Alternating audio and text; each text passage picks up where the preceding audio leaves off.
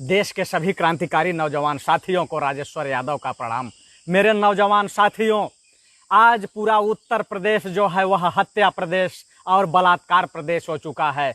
लगातार आप देख लीजिए कि ऐसा कोई भी दिन नहीं है कि जिस दिन नाबालिग बच्चियों के साथ रेप न होता हो और लोगों की हत्याएं न होती हों, खून खराबा न होता हो।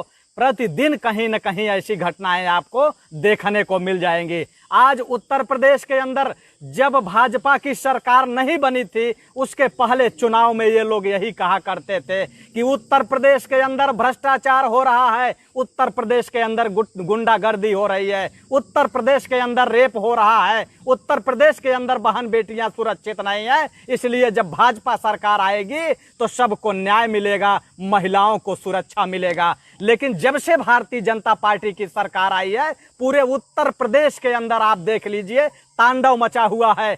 चाहे वो प्रतापगढ़ हो, चाहे सुल्तानपुर हो, चाहे अमेठी हो, चाहे इलाहाबाद प्रयागराज हो, चाहे जिस भी आप जिले की बात कर लीजिए, चंदौली ले लीजिए, मिर्जापुर ले लीजिए, बनारस ले लीजिए, गाजीपुर ले लीजिए, गोरखपुर ले लीजिए, बलिया ले लीजिए, देवरिया ले लीजिए, यानी कहीं भी आप ले लीजिए, चाहे झांसी ले लीजिए, चाहे बदायूं ले लीजिए, चित्रकूट ले लीजिए, बांदा ले लीजिए, फतेहपुर ले लीजिए, कानपुर ले लीजिए, कोई भी जिला बाकी नहीं है कि जहां रोज की रोज हत्याएं न होती हो और रेप न होता हो, नाबालिग बच्चियों को जिंदा जलाया न जाता हो।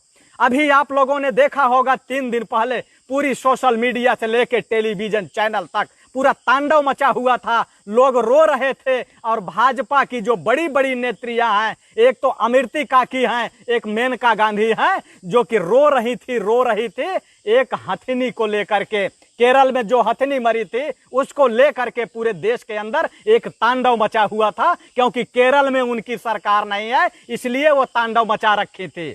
हथिनी के साथ जो भी हुआ वो गलत हुआ, मैं उसकी निंदा करता हूं, लेकिन मैं ये कहना चाहता हूं कि केरल की हथिनी को लेकर के इतना दर्द है, इतनी वेदना है, इतनी पीड़ा है, तो उत्तर प्रदेश के अंदर जो गर्भवती महिलाओं को रेप करके मार दिया जा रहा है, उनका गला रेत दिया जा रहा है, नाबालिग बच्चियों का रेप हो रहा है, उनको जिंदा जला दिया जा रहा है, तो इस पर ये लोग चुप क्यों हैं? क्यों नहीं आखिर बोलते हैं?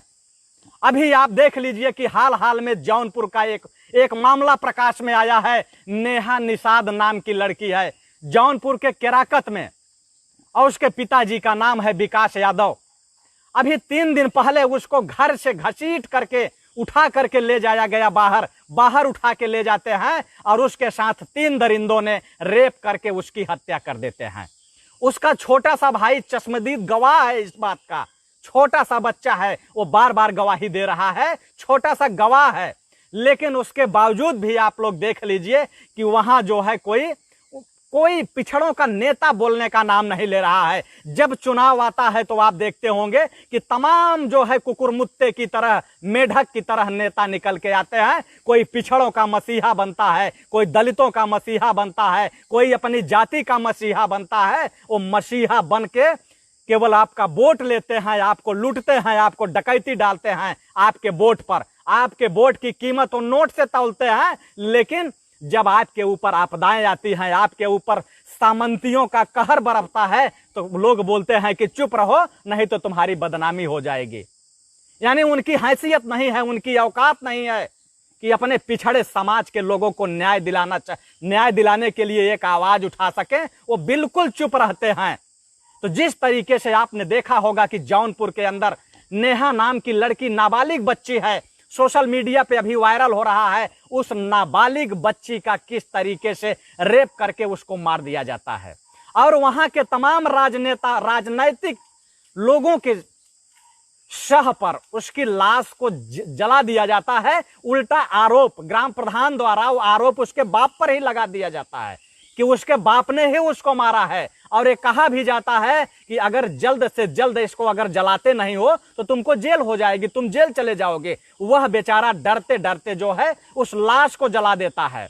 उसके बाद लाश जलाने के बाद जब ये पता चलता है कि इसका रेप हुआ है, इसको मारा गया है, तो उसमें 3 सामंतवादी पकड़े जाते हैं। उसमें जुर्म कबूला जाता है, जिसमें कि अपराधी का नाम है विनय पाठक। विनय पाठक को थाने पे ले जाया जाता है और वह पुलिस को सब कुछ बता देता है कि हम 3 लोग थे, 3 लोगों ने रेप किया है बारी बारी से और उसके बाद उसको मार दिया गया। लेकिन उसके बावजूद भी, जुर्म कबूलने के बावजूद भी 376 का मुकदमा और पास्को एक्ट नहीं लिखा जाता है, नहीं लिखा जाता है।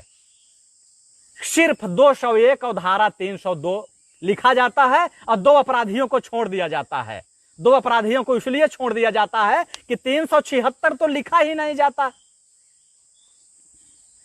तो इसलिए मैं ये कहना चाह रहा हूं कि आप लोग जितने साथी देख रहे हैं, सभी साथियों से ये गुजारिश करूंगा कि आप लोग इस वीडियो को स्मृति ईरानी तक पहुंचा दें, स्मृति ईरानी तक पहुंचाइए और मेनका गांधी तक पहुंचाइए कि आखिर ये बताइए कि जब उत्तर प्रदेश के अंदर रेप होता है, वो चाहे चिन्मयानंद करता हो और चाहे सेंगर करता हो और चाहे अन्य सामंतवादी लोग करते हैं, तब आखिर आप लोग चुप क्यों रहती हो? क्योंकि उत्तर प्रदेश के अंदर बाबा ढोंगी बाबा की सरकार है, यानी ढोंगी बाबा की सरकार है उत्तर प्रदेश के अंदर, तो आप लोग चुप रहते हो।